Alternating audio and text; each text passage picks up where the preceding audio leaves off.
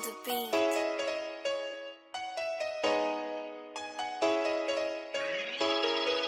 Welcome back to the Supercoach Take podcast.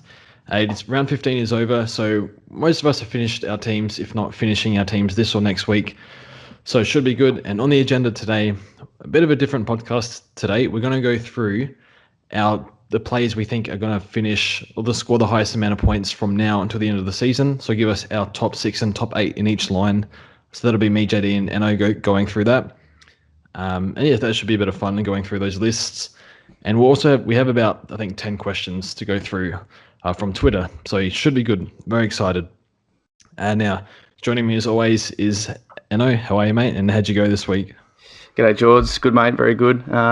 It's good that I'm on this podcast, I reckon, because I'm the guy to fight, not what to do, because I scored 236.6 this week, and I'm still at 5K, so I haven't made any ground in about 2 months, I reckon. So, first mistake, well, I had to VC Dusty because I had no loops, but I should have just whacked the captaincy on Grundy or even McRae, but I just went, you know what, Led versus Carl Tank, I'll just give it a crack. And look, he was on 80 at halftime, but he faded out pretty poorly. So lost 30 points there. And then I also benched May for Highmore, just trying to be a smart ass. And lost me 16 points as well. So there's a 2,400 gone again. And I think I dropped 100 spots, so nothing major, but really should be making ground at my rank at this time of the year. But anyway, on to you two guys, because you guys went a lot better than me. So JD, how'd you go, mate? Yeah, g'day boys. A 24.59 for me, taking me up to 772 overall. But most importantly, I've done the double. Enno, George, back-to-back weeks. I've beaten you in the league. How does it feel? Look, you should be beating me, so I'll just put that out there. But George? Not much to say. You're doing okay, JD. Obviously, one man is carrying that score over the line against me every week. Big Marcus. Not a whole lot I can do about it. I think me and Enno were speaking in DMs the other day, and we're like, we don't have Bond. We really messed up, but we can enjoy this by putting money on him on the Brownlow. So now we can cheer on Bond, no problem. So put it out there. I don't DM you much because we talk in the group chat. I'm just like, I DM'd you because I'm just like, mate, how did we stuff this up? We had so many chances to get him. Just should have got him for whoever it was, Clary, Grundy. I'm like, we just should have got him. But anyway, now he's 710K and he can kiss that goodbye. Anyway. Yep. So yeah, JD, this is your year, definitely over us too. So well done on your good rank so far, and hopefully you can crack the top 300, 200 to see how you go. But yeah, I think we can get into the lists. So this is be a bit of fun. So we'll go through. Oh, actually, I didn't say how I went. I scored 2,471, so that's a good score. I'm 1.2K rank. So clawing my way back in the top 1K, and yeah, I don't have Tom Stewart, Zorko, and Bont. So whatever they score is whatever dictates my rank, basically, and Brayshaw. So see how we go. Now we have our top 6. We're going to start with our defenders. So our top 6 from right now, post round 15. Until the end of the season. Still 8 rounds to go. So who do you think scores the most amount of points? JD, hit us with your list and we'll tell you how we feel about it.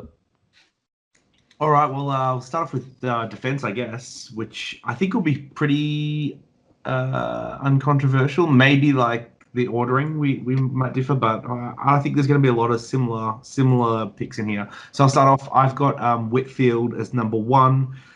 Which may be a little bit controversial, but I just love the guy. Watching GWS on the weekend, he's the only one that could actually run out the game or put in effort, and he was there to be used 3 times in every chain. You just think that there's going to be enough volume and ball in his hand that, he should have a really strong average from here to the back end of the year. And of course, he's probably actually a little bit fresher than a lot of the other players we'll talk about, given that he had to work slowly into the year after that injury to his kidney. Anyway, it must be liver. I think it was lacerated liver. Yeah. At number 2, I've got Callum Mills, one that I definitely wish I owned, but currently don't. Like many others, I'm sure. He has surprised me. I just didn't think that he had it in him to score this well in the midfield and effectively to be the Swans' number 1 midfielder throughout the year. So he comes in at number 2. Led at number 3. A lot of disappointing games that's been really strong with and hasn't finished. The weekend was another one, as you pointed out. But yeah, overall he's been amazing this year and All right. just solid floor with Laird at 3. I'm going to stop you there for a second. So you have Whitfield, Mills, Laird. Yep. So we go. I think we'll break it up into top 3 because I think we're all going to have the same top 3. I assume. Is that right, Anno? Yeah, I've got the same. So I'll tell you mine. I've got Mills number 1 only because this is the reason I traded him in just before the buys. His last 6 weeks is like the bottom 6 teams in the league. So I'm expecting a big month and a bit there. So I've just got him, maybe, a couple 150s, but it's so hard for me to split him and Whitfield, I think, as a 1 and 2. But I just put him ahead for that simple reason. And Whitfield dropping that 70 against North, maybe another one of those comes, whereas I don't think Mills has dropped a really poor score in a long time. So that's my reasoning. And then I got Laird 3. So how do you have it, George? So we all have different here. Okay. So you Crom haters have Laird 3. I have Laird 1. Ooh. So I think Laird's what's his last 7 weeks? Like 120 or something like that? This is what he did when he moved to the midfield last year. I don't see why he can't keep doing it. Maybe a bit lower, like 115, but he's just a machine in the midfield. He doesn't stop. Obviously, he copped a little bit of a tag, and I think he copped a bit of a knock on the weekend. But yeah, Laird is my 1. 2, I have Whitfield, just because I think he can go 115, 120 plus in the Giants. He has had a cupcake last 3 fixtures, but I still see him as like a 110-ish, maybe 115. I think Laird can go 115, and then Mills probably about around the same as Whitfield, I think. So he's my 3. So a little bit of differences there. I think, JD, do you want to go back to your... are you definitely confident that Whitfield will outscore Laird and Mills, for example, or before we move on to the next 3? I guess like the way I've thought about this a little bit is which one would I want my team, which one would I pick first? And yeah, Whitfield, I pick Whitfield. All right, so then 4th, I would be... I've got Jordan Ridley. So I think we've seen from the last couple of weeks that he's getting back to the best of what Ridley has to offer that we got in those first 4 or 5 games before the concussion. He is not getting the small lockdown role as much. Well, I wouldn't say lockdown, but he's just not accountable for the small defenders, which seem to be when his scoring really drops off. And he's gotten the kickouts back off Redmond. So really positive signs that he can finish the year quite strongly. At 5, I've got Stewart. So despite having that bad game on the weekend where he was super frustrated, I think that'll be the worst game we see of him from the year, and he should bounce back. Cat's fixture's pretty good from here on out as well. So, maybe the ceiling for contested marking in close games won't be there, but I do expect some really solid scoring from here to the end of the year. And then maybe my surprise at 6, because I think 6 is where we will start to differ with our lists, but I have Luke Ryan. Popping into the 6, I think he's been injury affected this year, but if you just look at the scores, especially in those in non-injury affected games, he's been really strong. He must be averaging something like 110 to 115 in the last 4 or 5 games as well. So he's my outside selection to be that 6th highest averaging defender from here to the end of the year. I don't mind the Ryan naming. Yeah, that's a good one. What do you think, Anno? What's your 4 to 6th defender? I tossed up like with Stewart and Ridley the same as JD did, but I've just still got Stewart number 4. Just consistency across the whole year. I know obviously that's not what we're going for, but I just think that Geelong run as well. They've got a heap of games down at Cardinia. That suits them and their game style. Really forcing kicks into spots where he can intercept them. So I expect he does get underscored a bit, so who knows how large he really can go, but I expect another big game coming in the next month. And then Ridley, looked really good. I mean, I made probably a silly move and sideways into Whitfield. I know Whitfield's probably going to be D1 or 2 from here, so it's not going to be as bad as it looks. But, Ridley's got, like you said, JD said, the kick-out's back and he's not playing, as many lockdown roles as he did for a month or so there. So he's looking really good. And then D5, I just still had Lloyd. I toyed actually with looking at Braden Maynard. I know that, it seems silly, but he's like 110 the last 7 weeks, I think I looked at. So he's looking really good. But I just stuck with Lloyd, tried and true. Had, his worst game for probably 2 years because he averaged 120 last year. So I just think he'll still sneak in there. Just a bit of a down game from him, and he had a few turnovers that cost the Swans. So I still have him at 6. I don't mind Maynard. I think with Moore going down and Crisp is pure mid now, so there's more room to rebound him and Quainer basically doing all the rebounding back there. Yeah. Just because his form's been really good and he's shown a decent ceiling. But yeah, anything can happen in the last few rounds, 8 rounds. My list is number 4, Tom Stewart. Again, lots of games down at home, so yeah, we won't have another game like that, I think. And then my 5th is Jordan Ridley. Looks like he's got the roll back. I do wonder if they do throw him in a lockdown role every now and then, because they can do it if they want. So for that reason, he is below Stewart. And 6th, I have Jake Lloyd. I think definitely Ryan probably has a high ceiling to do it. I think Jake Lloyd's just so consistent. Ryan has a lower floor but higher ceiling. Lloyd had his first sub 95 game for the year. It feels like first sub 90 game for who knows how long, like 40 games or something. So I'll just call that one a write-off. And I still think he's good for 105 to 110. And that's enough for me to put him at 6th. So we pretty much all had pretty similar top 6 in defense. But I think we can move on to the midfield. And the midfield is quite interesting because there's a few names here that are, a lot of these guys are going berserk, like 120, 115 plus. So, when we thought, like when we brought in Sam Walsh, we thought like Sam Walsh has got to be top 8. I don't think he can do it anymore, but we'll see. JD, take it away. Your top 8 midfielders. Back on to me. All right.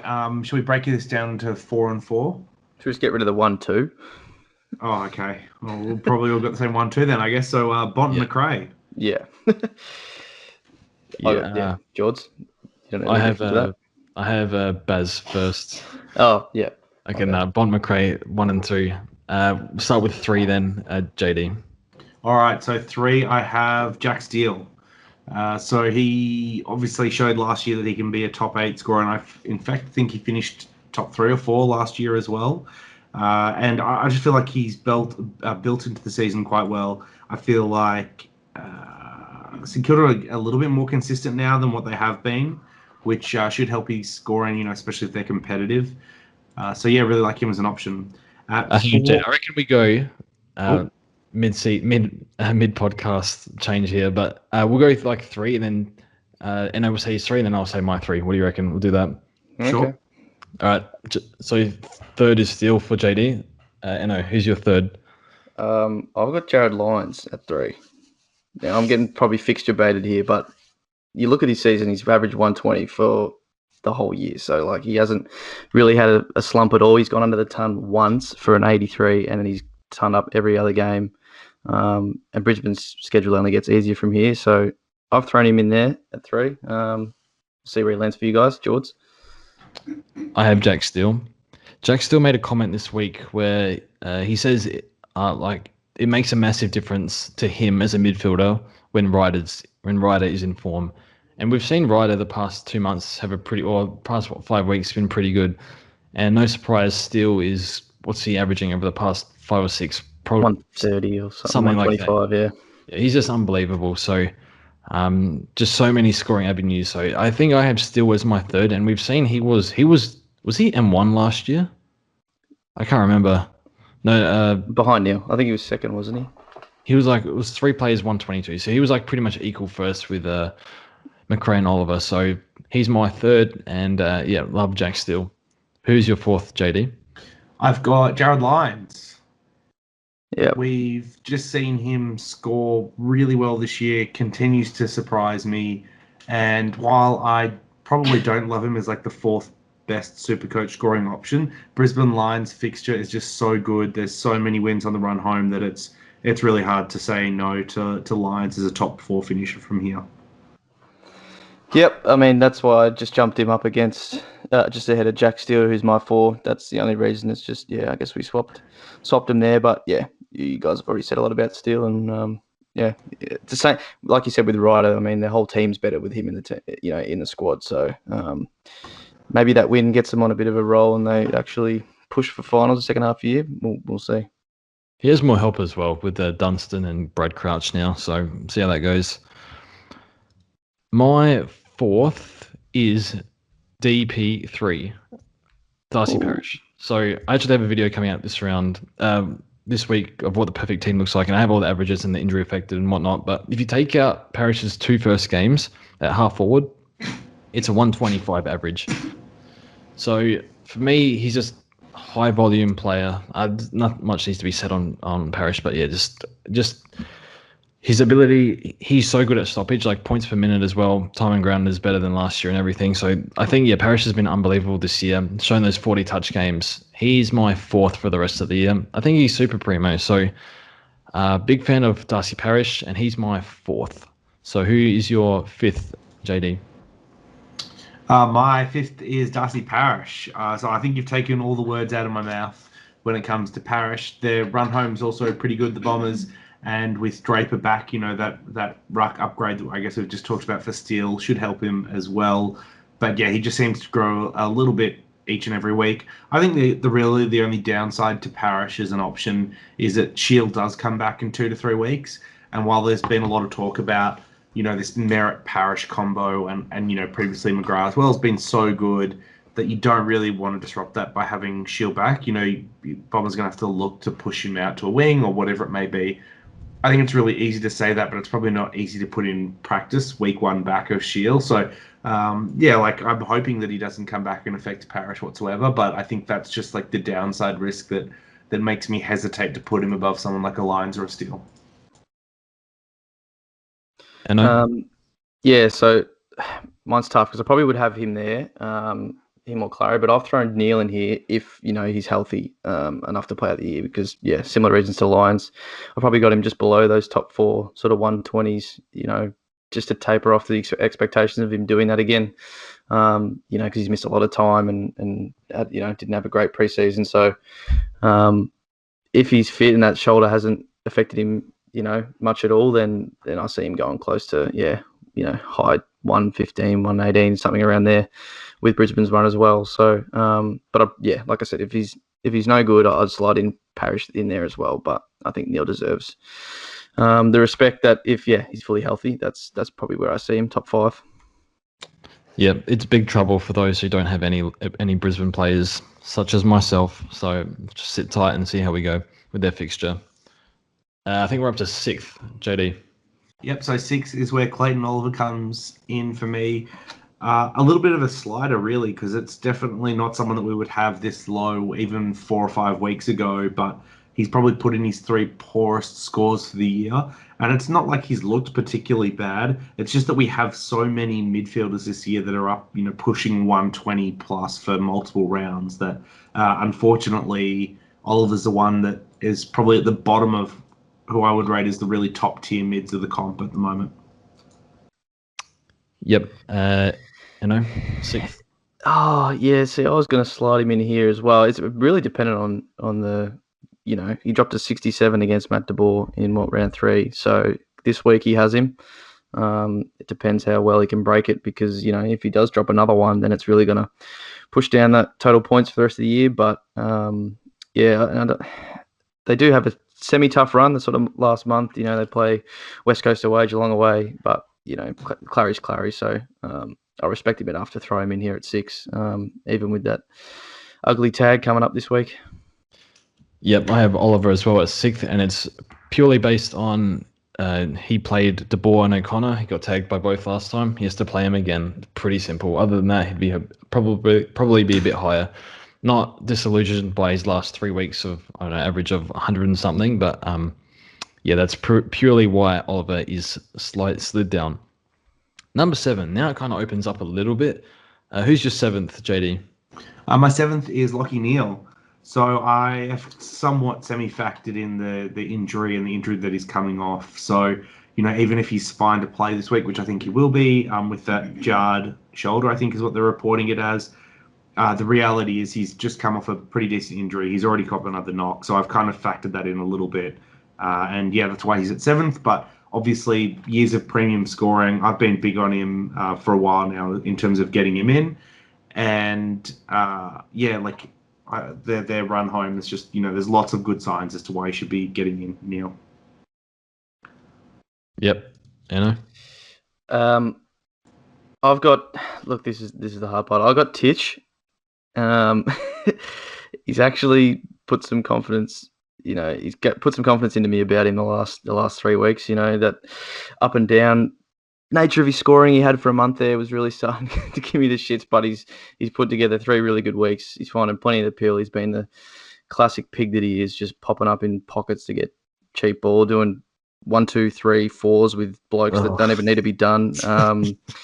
But yeah, whilst he had 40 and didn't even score 120, I just think he's going to have 35 to 40 every week.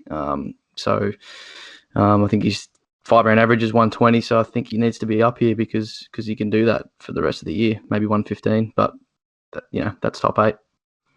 Yeah, there was one part on the wing where he was like, at training, like you like do quick fire handballs with each other. That was Tom Mitchell on the wing. In the first quarter. I mean, I'm an owner, and that still disgusted me. But anyway. Yeah. Anyway, I don't mind the tit shout. Number 7 I have is with all their games at GMHBA Stadium, Cameron Guthrie. I saw enough in the second half against. Geelong just played the 2 top teams, and Guthrie was coming off who knows how bad the injury was, but it kept him out for 2 or 3 weeks. So. Coming off that injury, I saw enough. He had 34 touches in a really horrific loss to the Lions. The fixture opens up for the Cats. I think Guthrie's going to run amok for the rest of the year. If he scored 150, which he was on track for in the injury game, his average at that time would have been 123. Does Dangerfield coming in affect that a little bit? Maybe. It's possible. We'll see. Probably affects it a little bit, but Yep. So I have Guthrie as my 7th, and I think, I have a bit more confidence in Guthrie going forward. JD. I really like the Guthrie shout, but my number 8 is Zach Merritt. A bit of a homer pick with another Essendon player here, but he's done really well so far across the year. Obviously, we know he's durable and all that good stuff. Just signed the big contract that he's got with Essendon. But I think the thing that we saw last year was that he actually finished really strong on the run home. So I'm backing him in to kind of do that again this year and be a top 8 mid from here on out. Yep, I mean, I landed on him as well. I almost put Walsh here just because he, even in his second year last year, he finished really well post-buy, and, he's got the big tank, so he can run out the second half of the year really well. But I put Merritt here as well. I think Essendon's fixture is pretty healthy as well, JD, from what I can recall. So, I think he's looked really good. Yeah, 5-round average of 120 as well. So, I think he can finish really strong. Interesting. Okay. It's tough. It's tough. Like Took deserves to be, around here as well. He's what? What's his average on the year? 120. So he deserves it as well. So it's tough. I just think Gold Coast fall away. That's why I left him out. Took is it already. Took is my 8th. I don't have Neil. I just don't know what to expect from him. But that's fair. Yeah, that's fair. I'm not really yet. I think if he's healthy though, and he is, he's top 5 or 6. Yeah, top 5. Yeah. I have Took at 8th. Took has feel like it's a similar game to Guthrie, where he just runs and runs and runs. It doesn't stop, and he gets a heap of uncontested stuff around the ground, but also tackles pretty hard as well. So Took, his tank is just unbelievable. So for me, I have Took at 8th. I have him in other formats, so I mentioned other format, and he's been unreal in that format. I think he's the most expensive player. So Took is my M8. So I'm surprised you guys have Merritt over Took. I don't know. Should we? I almost went Walsh as well, but I like Walsh for the same reason. The endurance and his run home last year was really good. So should we just run 1 to 8 top to bottom again? Because I kind of lost who had everyone just the way we did it. So I was Bont, McRae, Steele, Lyons, Parrish, Oliver, Neil, Merritt. I was Bont, McRae, Lyons, Steele, Neil, Clary. Did I have Clary, then Parrish, then Merritt. That's what I had, right? Yeah. Yep, I had Marcus, McRae, Steele, Parrish, Lyons, Oliver, Guthrie, and Took Miller. So, yeah, okay. Guthrie's a good shout, I guess, with those games. It looks like he's over the injury in the second half, but it was junk time as well. Yeah. But yeah, he's a good shout. We'll see how it goes with Dangerfield, but maybe I'm just biased because I bloody need it to work. Anyway, onto the rucks. So this should be pretty easy. JD, who's your 1 and 2?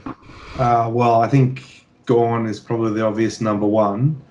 And then for number 2, I have the, youngest, most exciting ruck in the league with the best haircut. It's Draper. Who else could it be at number 2? Well, he definitely beats Grundy now with that man bun. Oh, yeah. I like the man bun. Seeing him with short hair was so weird on the weekend. But Haven't you got the man bun going? Obviously, Grundy too. I mean, Gorn and Grundy, the only 1 and 2. Come on, George. Nick Nat hasn't even averaged high enough to get closer this year. So, even if you assume Nick Nat played every game, he just hasn't been scoring as much as Grundy. They're managing his time on ground. So, yeah, pretty clear 1 and 2 for me. Anyone want to dispute that? No. After Grundy coming back in 135, I think, yeah. Grundy first. Pretty safe. Oh, okay. That's a fair call too, actually. Gorn has been a little bit down, along with a lot of Melbourne, I guess. Like, they got close to losing to Essendon. They did lose to the Crom. And who was that? They lost to Collingwood. So, these are not particularly great sides. Like, it's not exactly like they're flying at the moment. So, yeah, I could see Grundy over Gorn. Well, Grundy's 127 average with the injury game. Gorn is 124. I think it seems Jackson has taken a bit more responsibility.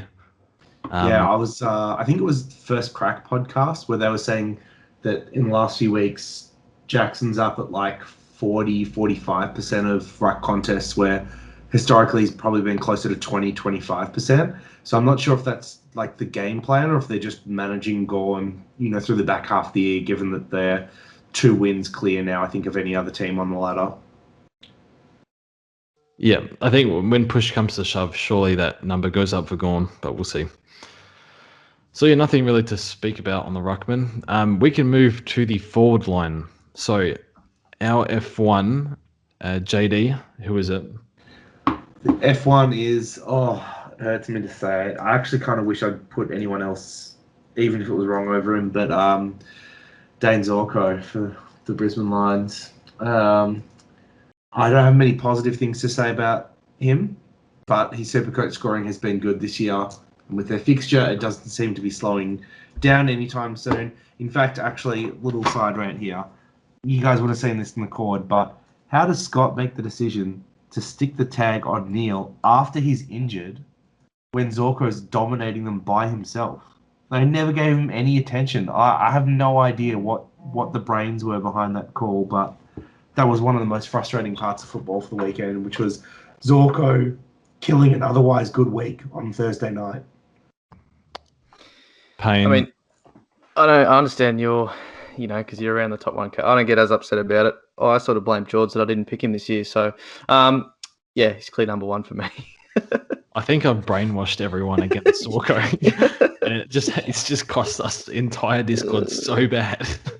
So I was one of the few that said he was a good pick. I actually liked Zorko as a pick. I just didn't need a forward at the time. And even though I thought he was a good pick, I didn't think he was going to average 120, 130, whatever it's been. Yeah, just to get out of reach. Yeah. I was like, he's a good pick. He might go 105 from here to the end, right? That'd be a great forward, top 6 forward pick. But it's a bit like Ridley at the start of the year. I thought Ridley was going to be a good pick, but I didn't think he was going to average 130 for the first 5 games.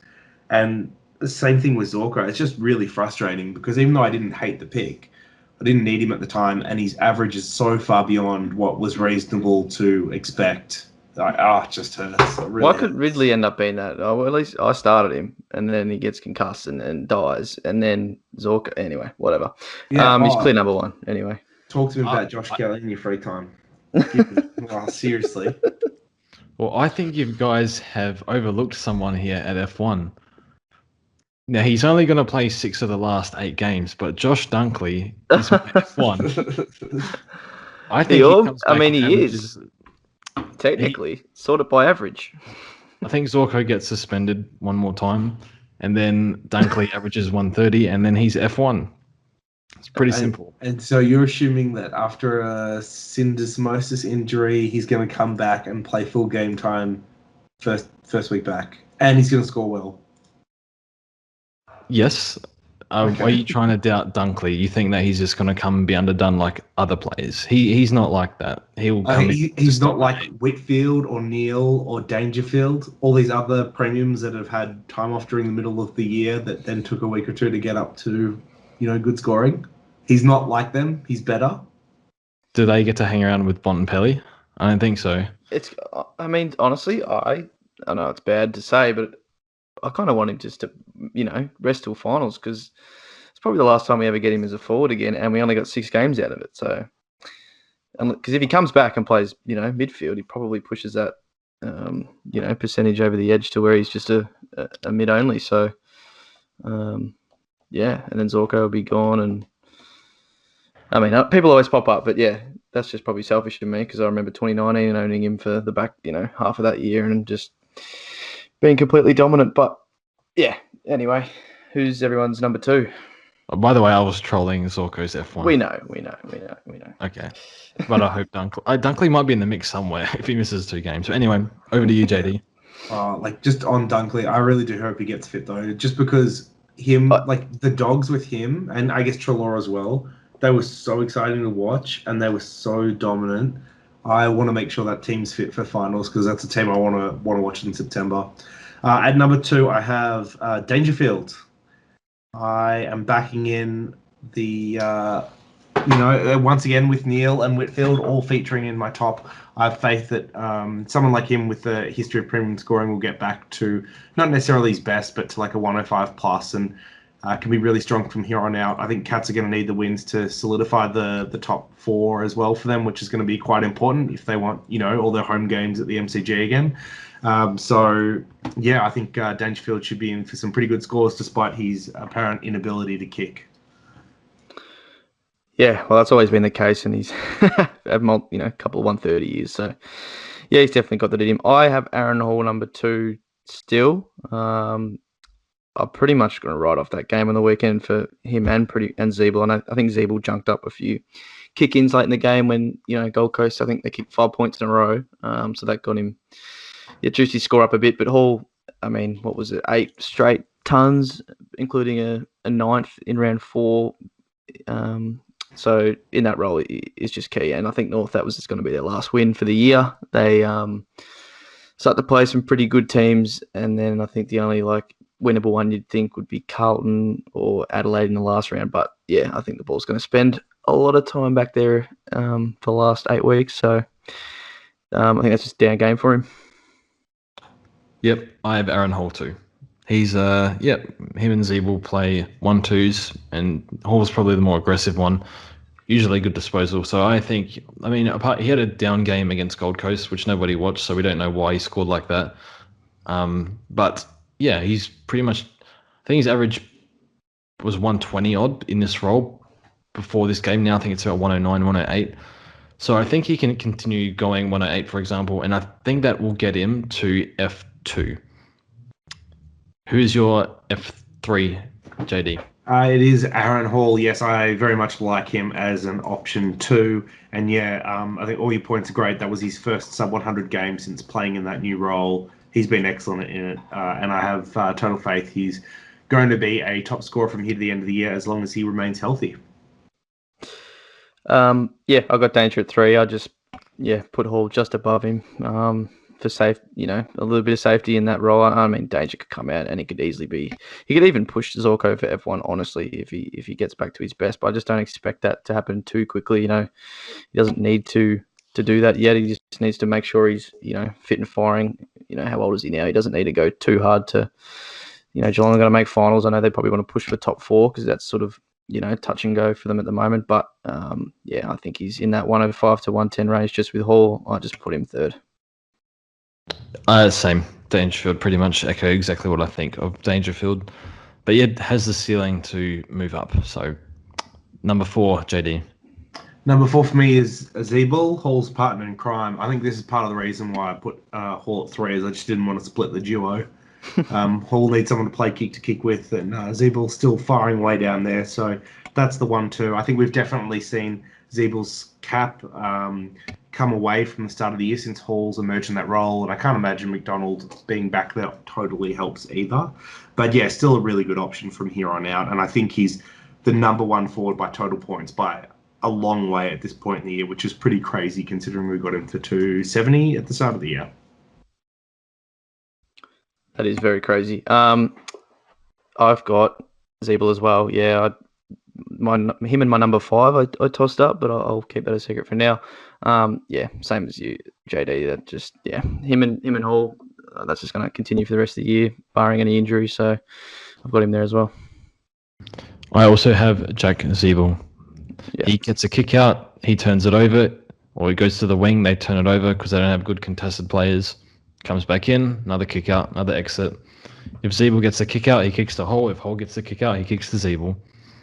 So, next. You almost sound disappointed, George. But honestly, Hall and Zeeble are two of the safer picks we have in the forward line this year, which, we got to count the blessings. It's sad to watch, though, but it's good for us. It's very fun for fantasy players. At number 5, I've got someone that I actually didn't even really want to put in the top 6, but the sad state of the top 6 means that he's in here, which is Dustin Martin. And it's not a knock on him. He's obviously a great player, a champion, yada, yada, yada, yada, yada. But I just think that from here on out, a 95 average is probably what we're going to get. And when you're putting a top 6 list together, even for the forward line, if you're putting in someone for 95 average at F5, it just doesn't feel very good. I'm sure there's probably going to be others that go above it, but he's just safe enough that, he ends up at 5th on my list. Yeah, fair enough. This is my, not left field, but I've got Tom Hawkins. I think with a couple of those Cardinia Park games and some pretty soft teams on the run home, there's a couple of 150s coming, and it might kill a bit of our ranks those weeks because I know a few people did trade him in 2 weeks ago for not great scores, but I think there's some big ones coming. So I think that's going to push him ahead of Dusty and others for, total points from here on out. So I've got him at 5. My 5th is Bailey Dale. I'm just thinking that maybe he regresses a little bit. I just realized this, that he could regress when other players come back in. So Treloar and Dunkley in, 3-4 weeks.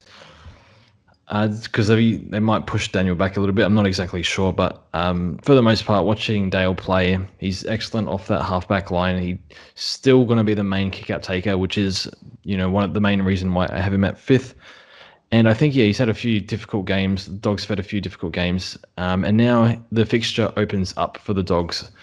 So it seems like everyone has an easy fixture from now on. I don't know. But I have Bailey Dale. I'm a big fan of his. And, I think he'll do really well. He's shown a fantastic ceiling as well. But did drop that bad game. But other than that, I'm bullish on him. Who is your 6th? Oh, JD. Now not so uncontroversially, I've got Bailey Dale at number 6. So the things, I guess, like he did drop a stinker a couple of weeks ago, but that was on the back of Aaron Norton being injured and him being pushed forward. We kind of don't expect that to happen again for the rest of the year.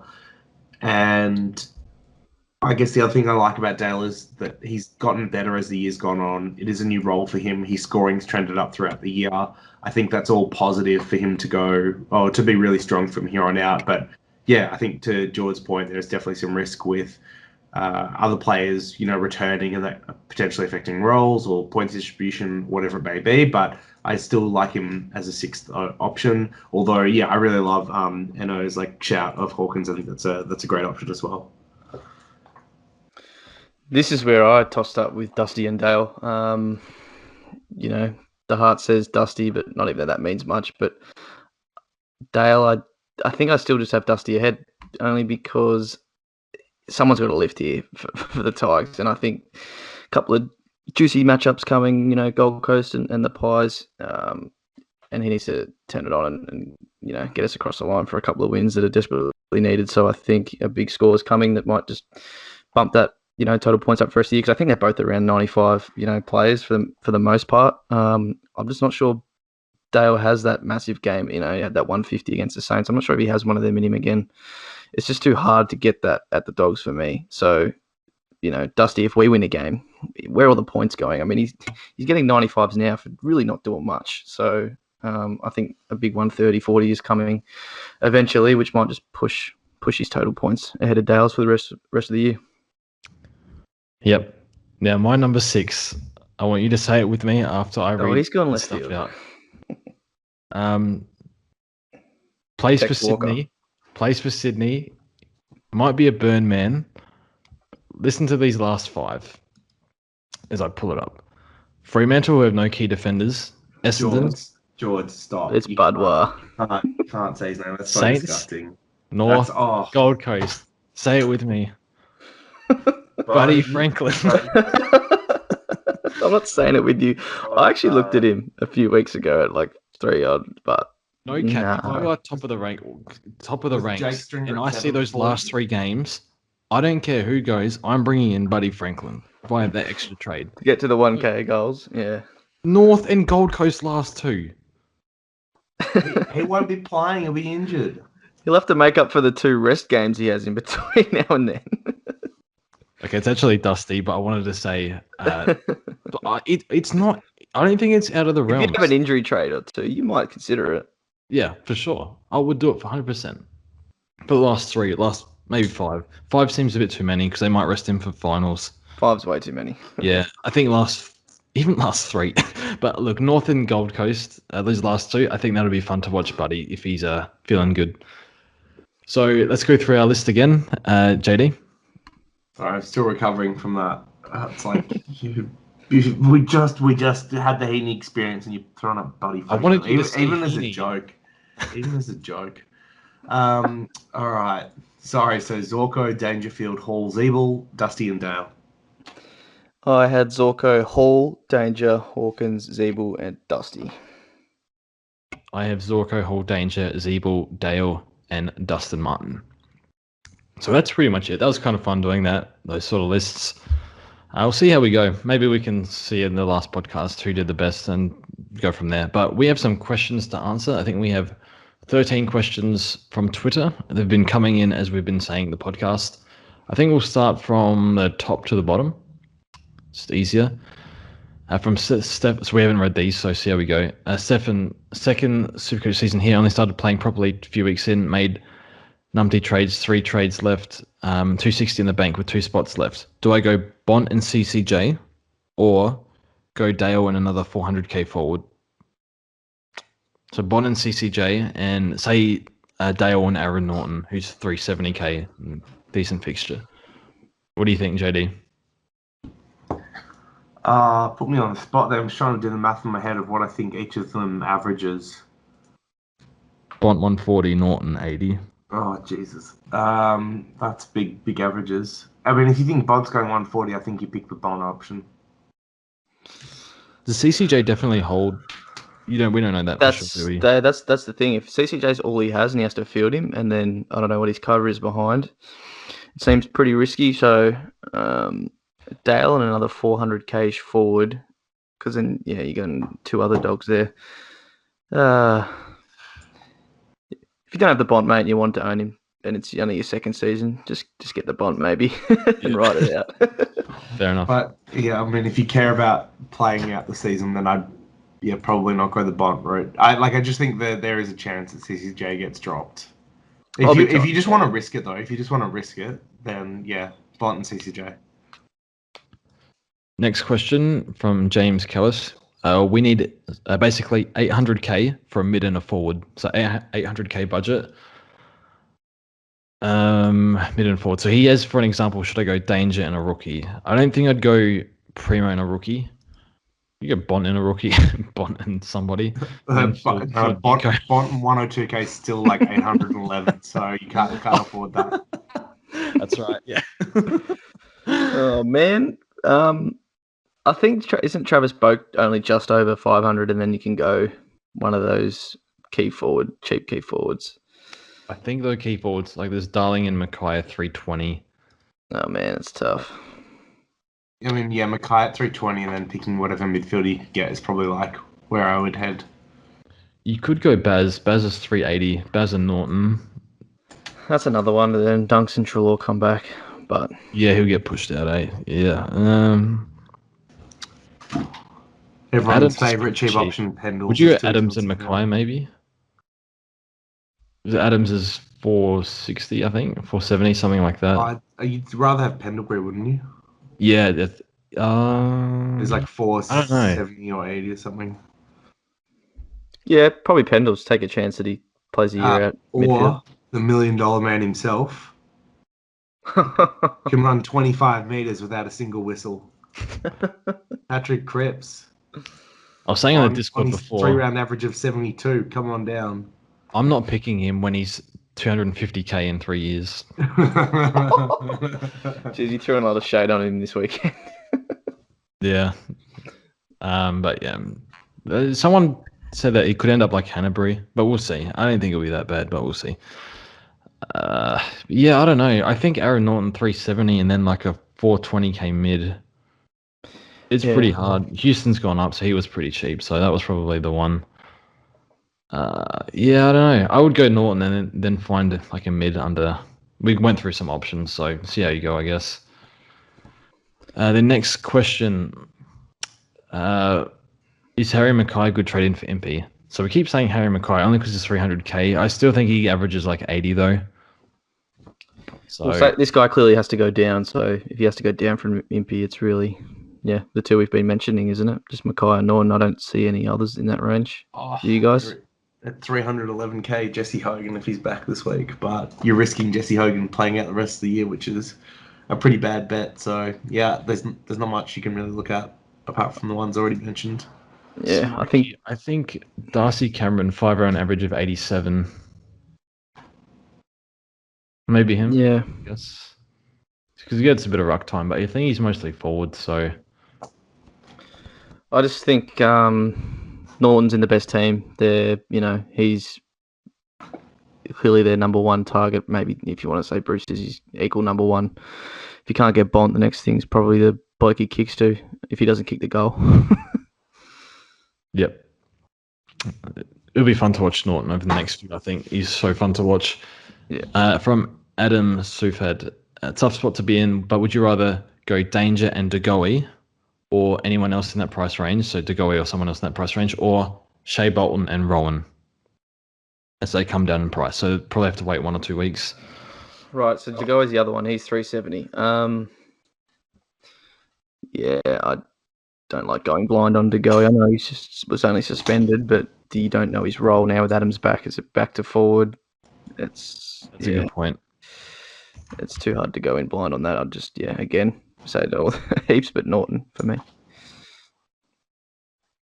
Any thoughts on Degoe, or should he go Danger and Degoe or Shea and Rowan?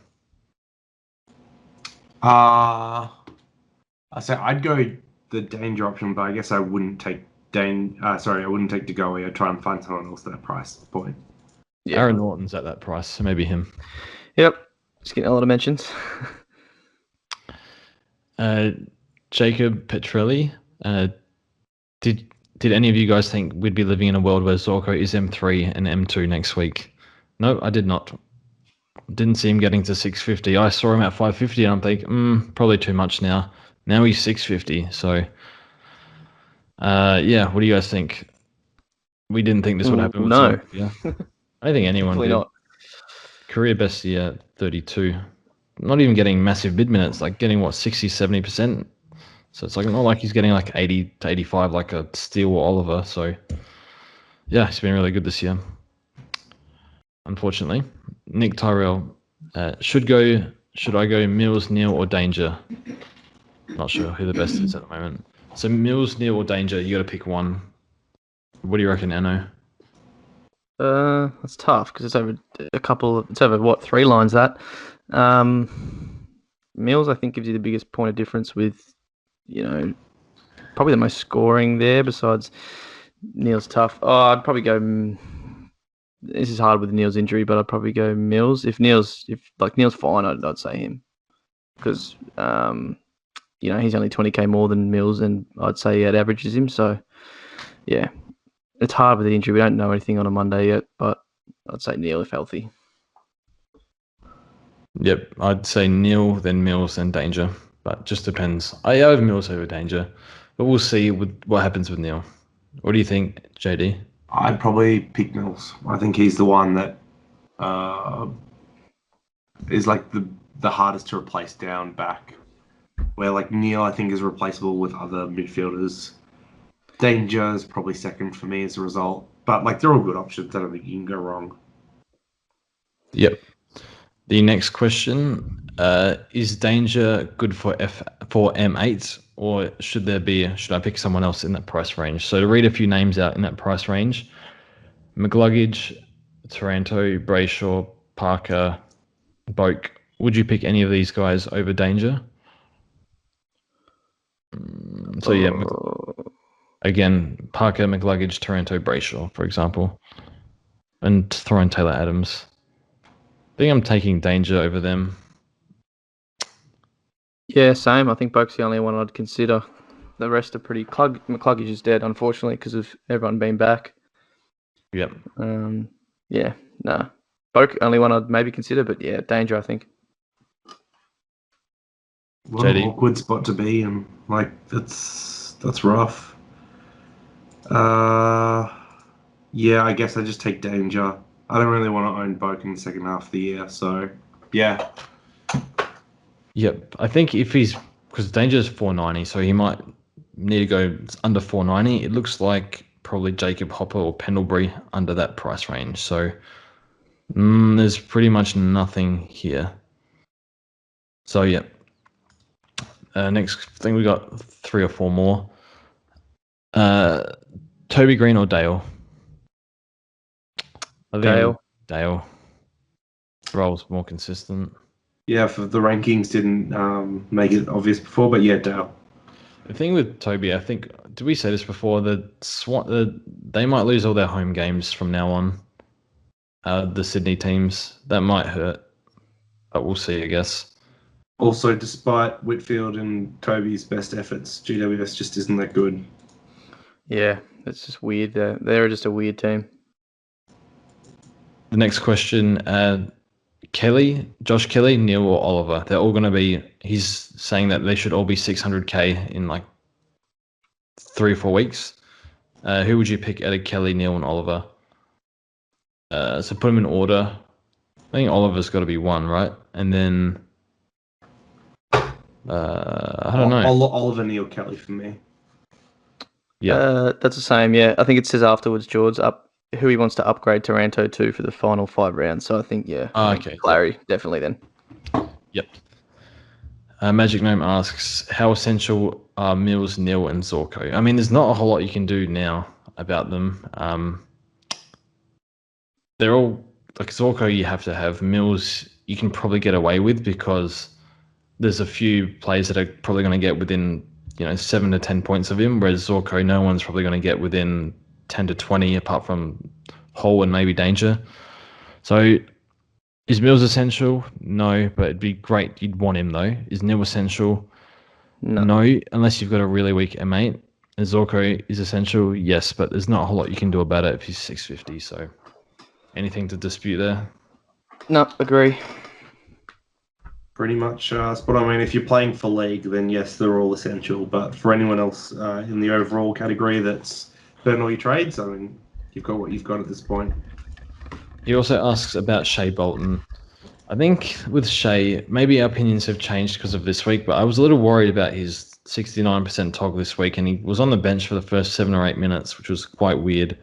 Plus, I don't know what Richmond can, are they that good at the moment? Are they going to go on a run soon? I'm not really sure. They have a few injuries now. So Shea's out of our top 6 at the moment, but I still think he's in the 7th to 10 range. Would you guys still have him in that range?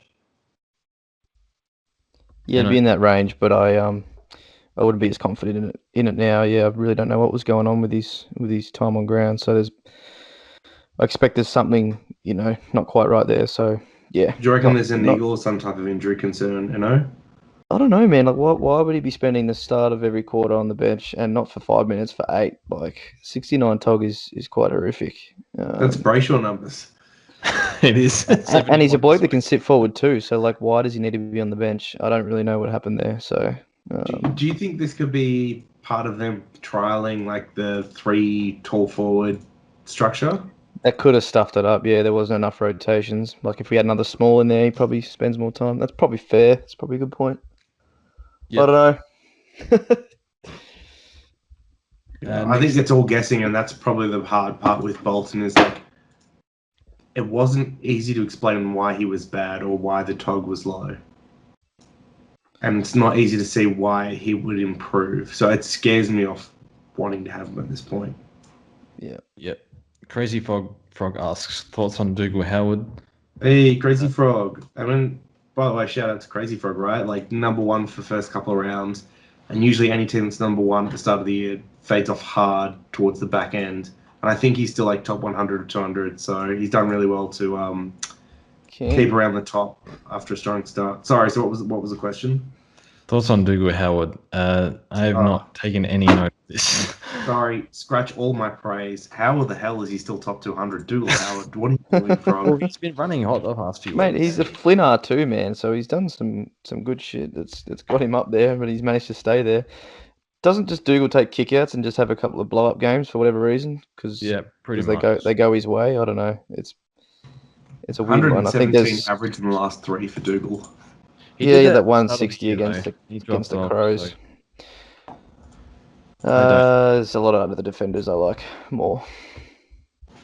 And at the 450, so you're still looking at around the Houston price point, aren't you then? I think he needs 460 and under because his follow-up question is best player in any line 460 or under. Oh. So we'll go to put the field at 470, for example. He might be out of Houston. I see James Harms might be okay. I think Harms is good for 90. He scored 88 with Viney back, I think, so it might be okay. Oh no, Andrew Gaff, 49 on the weekend, but it was against the Dogs. It might be Gaff. Nah, Gaff's been pretty terrible this year. But like literally any one player under 460. Oh yeah, that's a bad price point. Adam Sard, I don't mind. 95 average, 5 round. I want to say Adam Sard. He took a few kickouts as well on the weekend. Luke Dunstan as well. Dunstan's been in great form. I think he's good for 90, 95. Oh, I tell you who I don't mind, but the problem is you still don't know when they're going to come good. It'd be Elliot Yo. I think he's still dropping duds though, like 60s. But he must be cheap, and surely he'll turn the corner at some point in the future. I guess the thing is you're risking that turn comes next week, which is probably not the gamble you want to make if you're near the top. You'd want someone that's already healthy and in form. No, I wouldn't go Yo. You need to see something. There's a few plays I think that can go 90 plus to 95. I think Harms, Gaff, or Dunstan, one of those. Even funny, I think Dougal's almost the best there. Under really? Price. Really? I mean... I'd still rather have Haynes from GWS. My other one would be Will Powell. He sort of killed Bose when we had him a bit, and yeah, he's averaging. He gets 90, close to 90 plus every week. 5 round 95, 3 round 100. Gold Coast a disgrace. And he takes some kickouts. I'd probably also rather have Zach Williams, I guess, is the other one. He just got suspended just 2 hours ago. Yeah. For the dog act over the boundary. Yeah. That's a shame. It was well deserved because it was a terrible footy act. But from a Supercoach perspective, it does look like he's, I guess, like since he's gone half back, his scoring's improved, and I think the blowtorch on him last week for his effort or lack thereof. He responded pretty well to that. So, yeah, I don't know. He's someone that I guess would have been interesting, but mute point now. So there's a few options there. A few. Just uncertain. I do think Gaff is okay for 450.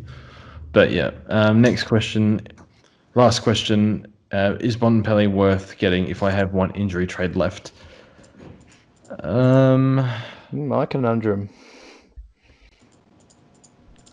Yes, I would do that. I'll do anything for Bont. But you haven't. Well, I have to go down to 0 now if I want Bont. I have to do George, if the Herald Sun team appeared at your desk and asked for $500 to put Bont on your side, would you do it? I think he would. Free. Yeah, that's it. There's no trades. Like Bont just magically appears. No, like George had to pay 500, right? Yeah, George's got to pay $500. Yeah, you gotta real pay I it, gotta mate. pay Real 500. dollars. Yeah. Got to wipe out all that YouTube money. That's wiped out in one of my shares actually. But yeah, the Bont Express, the Bont Stonk. That's right. Well, I just give him 500, and then I put whatever equivalent I need to win on the Brownlow on Bont. So Free money. What could go wrong? yeah, at this point, I'm kind of needing a COVID extra trade scenario for Bont, but then everyone will get him. But that's fine. That is absolutely shameful, George. You've fallen a very long way. Oh, please, Tim, hand out some extra trades. Please, Harold Sutton, please. I'll do anything for a Bont. We'll move on. I think that's it. Yeah, that's it for this video. I think we'll be back next week. Try and come up with some sort of content. Thank you, JD. Thanks for having me. And Enno, thanks again. Good to have you back. Yeah, mate. Thank you. Yeah, I think if anyone message us or anyone for what ideas we can have for the sort of run home, it's going to be not much to talk about besides injuries and whatnot because everyone's just sort of putting their team out there. So I don't know, maybe start discussing next year. I've already got my team written down for next year. We can But do I don't that. know, just any ideas if anyone's got any, just let us know. Yeah, we'll see what we can do there. But yeah, let us know. Anyway, thanks for listening in, and we'll see you guys next week.